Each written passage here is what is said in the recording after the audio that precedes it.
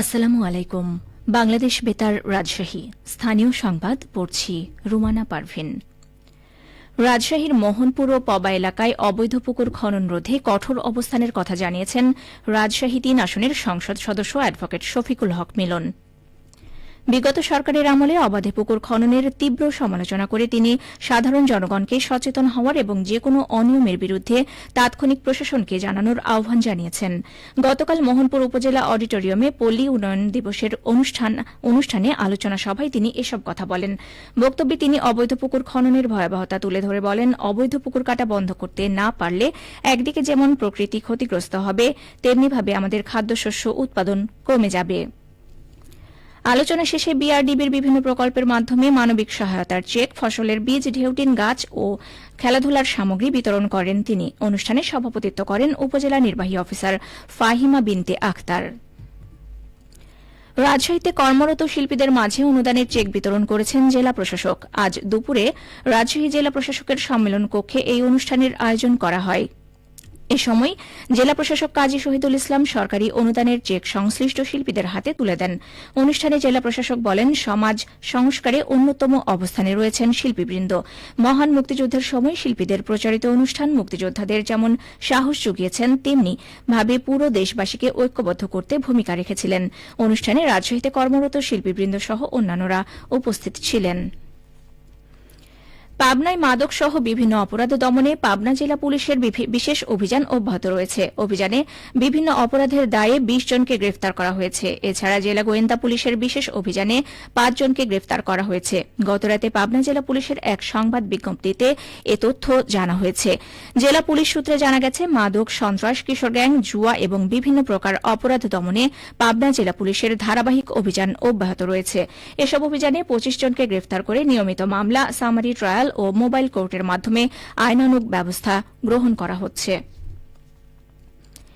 চাঁপাইনবাবগঞ্জ সীমান্ত এলাকায় চোরাচালান ও মাদক বিরোধী চলমান অভিযানের অংশ হিসেবে চাঁপাইনবাবগঞ্জে মহানন্দা ব্যাটালিয়ন পৃথক ২টি অভিযানে ২৭০ বোতল ইসকাপ সিরাপ জব্দ করেছে।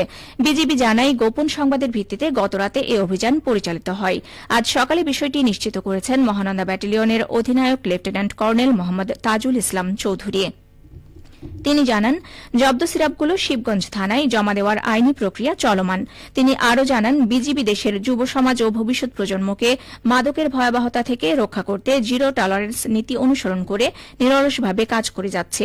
এ ধরনের অভিযান আগামীতেও অব্যাহত থাকবে বলে জানান তিনি। বগুড়ায় ফুটপাত ও সড়ক দখলমুক্ত করতে উচ্ছেদ অভিযান চালিয়েছে সিটি কর্পোরেশন।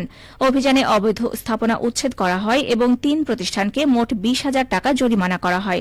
গতকাল সিটি কর্পোরেশনের সচিব ও নির্বাহী ম্যাজিস্ট্রেট পপি খাতুনের নেতৃত্বে সাতমাথা, থানা মোড়, ১ নম্বর রেলঘুমটি, চাঁদনী বাজার, রাজাবাজার, ফতে আলী ব্রিজ, গালাপট্টি ও হোটেলপট্টি এলাকায় অভিযান চালানো হয়। ফতে আলী বাজারের প্রিয়াঙ্কা দইঘরে বাসি ও পচা রসমালাই সংরক্ষণের দায়ে ১০,০০০ টাকা জরিমানা করা হয়।